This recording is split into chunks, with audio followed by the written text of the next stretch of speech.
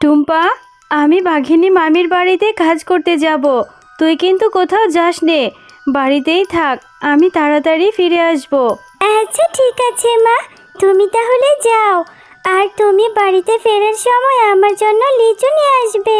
নতুন নতুন লিচু উঠেছে, আমার যে লিচু অনেক পছন্দ। না রে মা, আমি তোকে লিচু কি করে কিনে দেব? এখনো যে মাস শেষ হয়নি। মাস শেষ হলে যখন টাকা পাবো তখন তোকে লিচু কিনে দেব।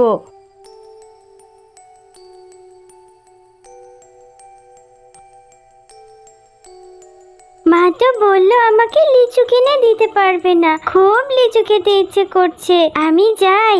বান্টি ও বিনাদের বাড়িতে লিচুর গাছ আছে, ওদের সাথে খেললে ওরা আমাকে একটা লিচু দিবে। ওই তো দেখা যাচ্ছে বিনা আর বান্টি বসে বসে লিচু খাচ্ছে। কিরে বিনা, তোরা লিচু খাচ্ছিস? তোরা আজকে কি খেলবি না নাকি? জানিস, আমারও না অনেক লিচু খেতে ইচ্ছে করছে, কিন্তু মাকে বলেছি মা আমাকে লিচু এনে দিতে পারবে না। হ্যাঁ রে মিনা, আমরা তো খেলবো, তুই লিচু খাবি? আমাদের গাছে অনেক লিচু ধরেছে, আমার মাকে বলবো তোকে লিচু দিবে। সত্যি বলছিস বিনা? আমাকে লিচু দিবি? আচ্ছা ঠিক আছে, চল আগে আমরা সবাই খেলে আসি, তারপরে না হয় তোর মায়ের কাছে বলে লিচু খাবো। হ্যাঁ রে মিনা, খেলবো খেলবো।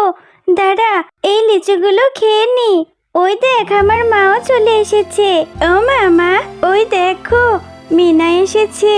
মিনার না লিচু খেতে অনেক ইচ্ছে করছে, ওর মায়ের কাছে টাকা নেই, ও আমাদের গাছের লিচু খাবে। ওকে একটা লিচু দাও না মা।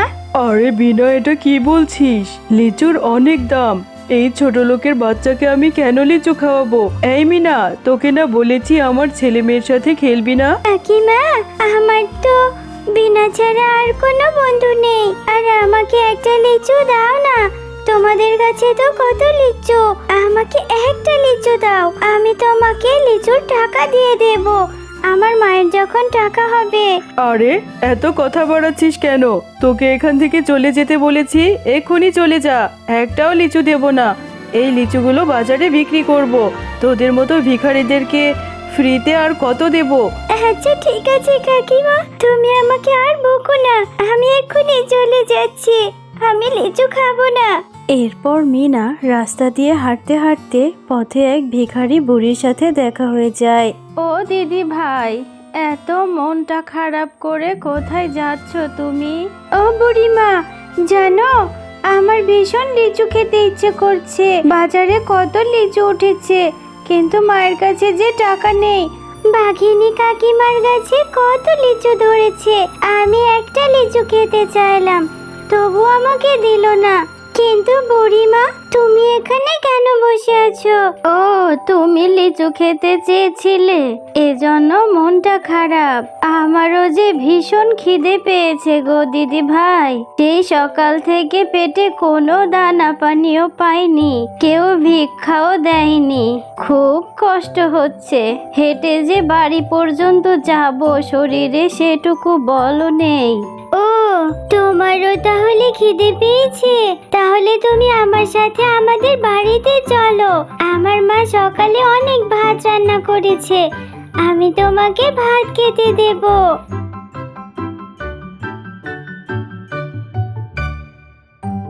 দিদি ভাই, তোমার মা কোথায় গেছে?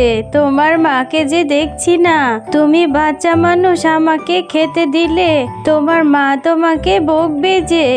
আমার মা তো ওই শহরে কাজ করে, আমার মা একটু পরেই চলে আসবে, তুমি এখানে একটু বসো, আমি তোমার জন্য এক্ষুনি ভাত নিয়ে আসছি। এরপর মিনা ঘর থেকে ভিক্ষুক বৃদ্ধা শিয়ালিনীর জন্য খাবার নিয়ে আসে। বুড়িমা, আমি প্লেটে করে ভাত এনে দিয়েছি, তুমি তাড়াতাড়ি খাবারগুলো খেয়ে নাও, তোমার তো অনেক খিদে পেয়েছে, খেয়ে দিয়ে তারপর তুমি আজকে আমাদের সাথে থেকে যাবে। দিদি ভাই, পেটটা ভরে ভাত খেয়েছি। এই যে আমার থলেতেই বীজটা ছিল, প্লেটের উপরে এই বীজটা রেখে গেলাম, এটা তুমি মাটিতে রোপণ করো। এই বীজ থেকে তুমি লিচু গাছ পাবে, সেই লিচু গাছে অনেক লিচু ধরবে।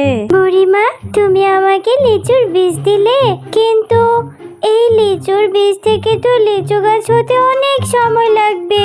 এখন আমার লিচু খেতে ইচ্ছে করছে, সেই কত পরে লিচু হবে, তখন তো আমার খেতে ইচ্ছে করবে না। না গো দিদি ভাই, এই বীজ থেকে অনেক সময় লাগবে না।